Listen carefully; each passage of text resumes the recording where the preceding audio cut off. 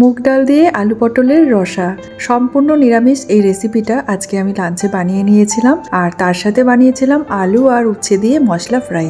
এই ছিল আমার আজকের লাঞ্চের থালিতে। চলুন তাহলে আজকে আপনাদের সাথে আমার লাঞ্চ থালির মেনুগুলোর রেসিপি শেয়ার করি। সকাল সকাল চলে এসেছি রান্নাঘরে, আর রান্নাবান্না করার জন্য সব কিছু কাটাকুটি করে নিয়েছি।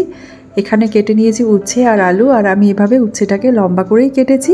একটু মশলা দিয়ে এটাকে মাখা মাখা করে একটা তরকারি মতো করব।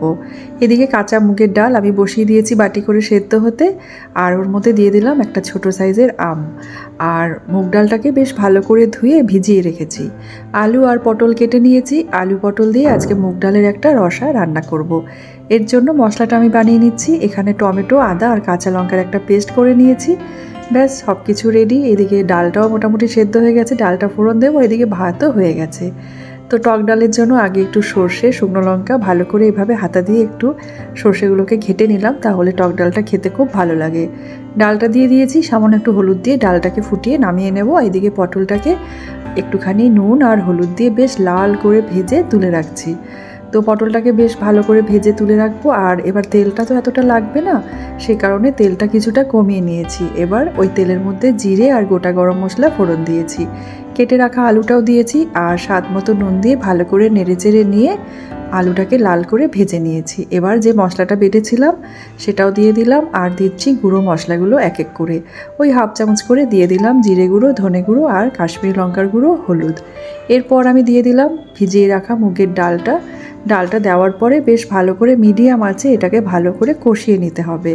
তারপরে আমি ভেজে রাখা পটলটাও দিয়ে দিলাম একই সাথে। এরপর দিয়ে দিলাম 1 কাপ মতো গরম জল।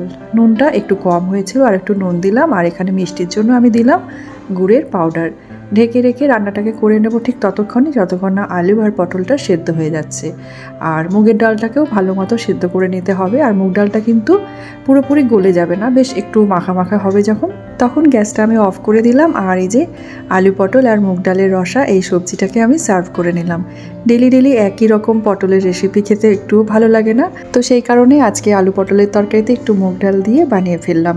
তরকারিটা কিন্তু দেখতে ভীষণ ভালো হয়েছে, আর আশা করি খেতেও খুব ভালো হবে।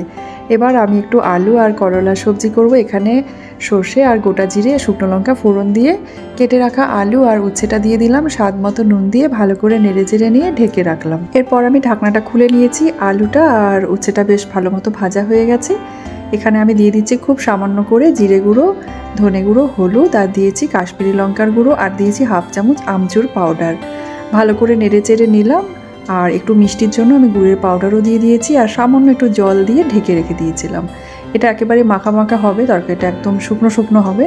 আর অবশ্যই কিন্তু আমচুর পাউডারটা দিতে হবে। আমচুর পাউডারটা দেওয়ার জন্য এই আলু আর উচ্ছে সবজির টেস্টটা কিন্তু ভীষণ ভালো হয়।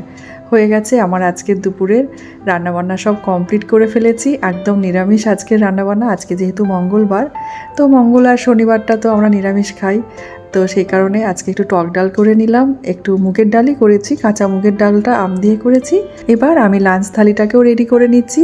একদম সিম্পল আজকের রান্নাবান্না, নিরামিষ থালি। আর যদিও আমি কিন্তু নিরামিষটা খেতে বেশি ভালোবাসি, মাছ মাংসের চাইতে আমার নিরামিষ খাবার দাবারগুলো একটু বেশি ভালো লাগে খেতে। আর উচ্ছের আর এই আলুর মশলা ফ্রাইটা খেতে কিন্তু ভীষণ ভালো লাগছে, বেশ একটা টক টক ফ্লেভারও আছে, যেহেতু আমি আমচুর পাউডার দিয়ে করেছি। আর আলু পটল মুগ ডালের রসাটাও খেতে অসাধারণ হয়েছে। চলুন আজকের ভিডিওটা এখানেই শেষ করি। ভিডিওটা ভালো লাগলে লাইক, কমেন্ট, শেয়ার করতে ভুলবেন না। খুব শিগগিরই দেখা হবে নেক্সট ব্লগে। আপনারা সবাই খুব ভালো থাকবেন, সুস্থ থাকবেন। ধন্যবাদ।